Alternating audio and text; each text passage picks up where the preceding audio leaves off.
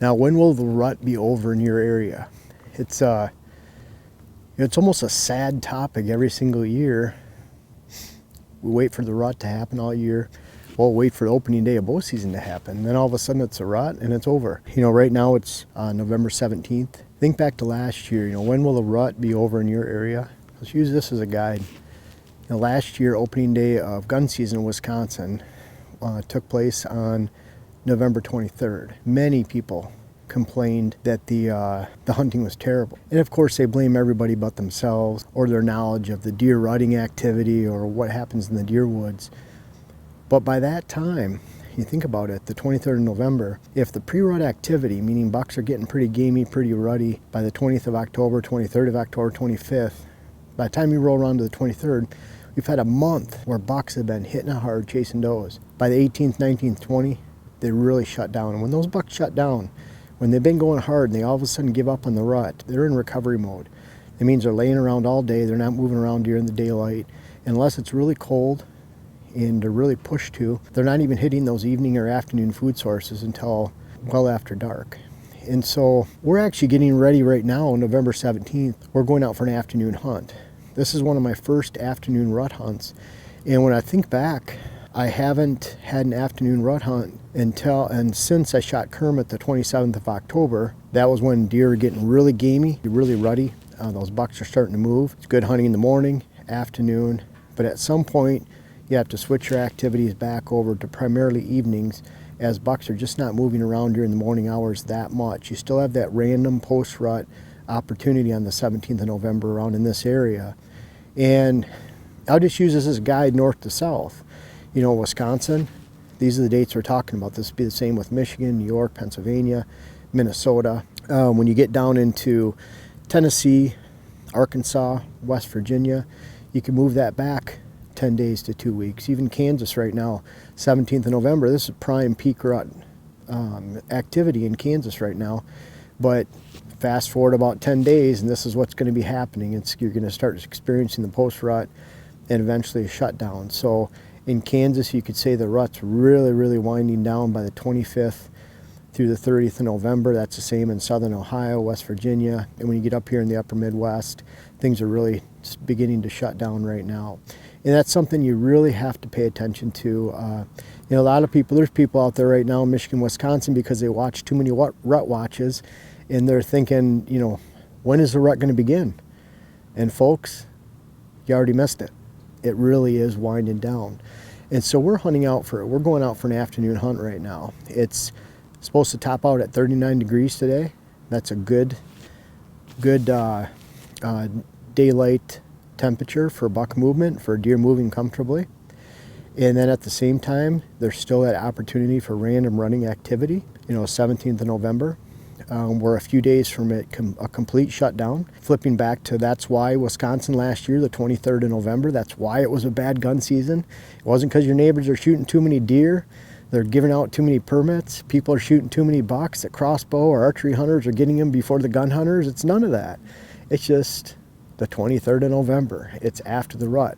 When the gun season takes place on the 17th in Wisconsin, the 18th, like it will in a few years, then you're going to start to experience some rut activity, and guess what? The buck harvest goes up because you're right in that transition period. So we're looking to take advantage of that tonight. This is a good time of the year to start switching to focusing back to evening hunting. If you know me, you'll know that I really like to slant towards bedding areas anyways. But I love this time of year where I'm getting close to bedding areas, especially if I'm near bedding areas of does. So when I'm getting into some doe bedding areas right now, or between doe bedding areas, consistent doe, this is an area where it's consistent doe movement heading down to food plots that we have. Those food sources are about 300 yards away. So I can be between doe bedding, and then I'm also between and before buck bedding. I'm in an area where bucks like to lay down some rubs and scrapes. I call it a bedding area, a staging area. And what that means is bucks are exiting their bedding areas 500-600 yards away from food. This is an area where they like to lay down a lot of rubs and scrapes. They might hit this area right before dark, and then they're heading down and getting to the food after dark. Now they could very well hit that food source and get in behind us before it gets dark, and we're going to miss them because we're putting ourselves in a position that's closer to bedding areas as opposed to the food source where it's more of a funnel of movement from multiple bedding areas. The problem is, with those food sources that we're hunting or that we're near, we really can't get into the middle of that movement without blowing out the food sources themselves. So I pick the best bedding areas based on the wind and our access and where I'm seeing the most sign and current movement, and that places us where we're at right now. So I'm hoping to not only tap into bucks, mature bucks that might even be in that recovery mode as they're getting into that post-rut period, but I'm also looking to tap in to some movement that could still have that random rut activity where bucks are not only heading towards food, but they still have some does on their mind, and I'm putting myself into an area where we could take advantage of that extra movement. It's no surprise that this area is also one of the few all-day rut stands we have on the property, where I did actually make an all-day sit during COVID in the beginning stages, where I about killed myself sitting up there all day and was extremely wore out afterwards. I'm sure it didn't help my symptoms or anything. I was right at the beginning stages a couple weeks ago. But I'm getting into the point right now where I'm feeling a lot healthier. We're going to push up that hill, get into position. This is an exit movement where we have that movement between bedding area, buck bedding area, evening food sources. We're starting to slant towards that end of the rut time. And, you know, unfortunately, by the time you see this, I'm not sure if it'll be as late as the 22nd, 23rd, 24th of November, but we're definitely going to be into a time where it's the end of the rut in Pennsylvania, Michigan, Wisconsin, Minnesota. I hope you guys got to enjoy it. I hope you're not waiting for it, because if you're waiting for it, you're going to have to wait till next year, because in just a few days it's going to be over in the upper Midwest, and then 10 days later in those Kansas, and then even down to Oklahoma, Tennessee, West Virginia, those areas, let alone into Louisiana. And then you get into the southeast area where you could experience those trickle ruts that go all the way into February, maybe in March sometime.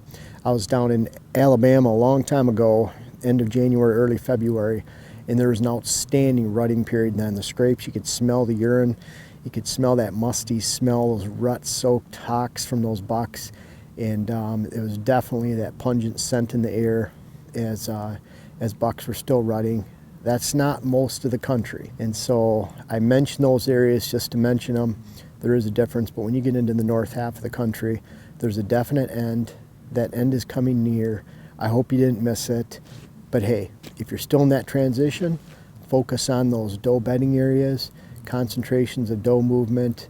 Make sure that you're looking for those food sources that bucks can replenish themselves on the afternoon.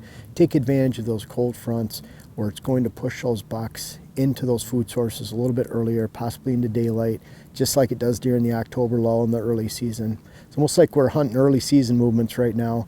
Deer are a little bit more concentrated and herded up, especially where they've been pushed to. Don't be afraid to move. Don't be afraid to look for those does. Don't be afraid to leave your favorite stand. Find those great buck movements and doe movements right now. You might put yourself smack dab into the waning minutes of the rut for 2020, or a buck that's trying to replenish himself after a long rut and recover and put some body weight back on. Either way, we're getting out to the stand right now. I always hate doing this kind of thing before you go out to the stand, because boy, if I get out there and there's that giant buck that's right at our stand and we spook them as we're going in, that'll be a big bummer. Maybe we should have shot this video from the tree, but we're gonna head out there right now. We're taking advantage of this first evening sit in about 3 weeks, and I can't wait to do so. We're hoping to fill a Wisconsin archery tag after a lot of mishaps this year. I look forward to talking to you about those mishaps and letting you know just how much I messed up this year. Hopefully we don't mess up tonight. We're planning ahead, hoping for a good hunt, and I hope you do too during this period of time we call the post-rut, and eventually the end of the rut in your area in 2020. Well, if you made it to the end of this video, you're obviously interested in Whitetail Habitat Solutions, what I have to teach, and you will love my new web class series. The first one is how to design your whitetail property. It's out now. The link is in the description. I invite you to check it out. It's on my website. Can't wait to hear about it.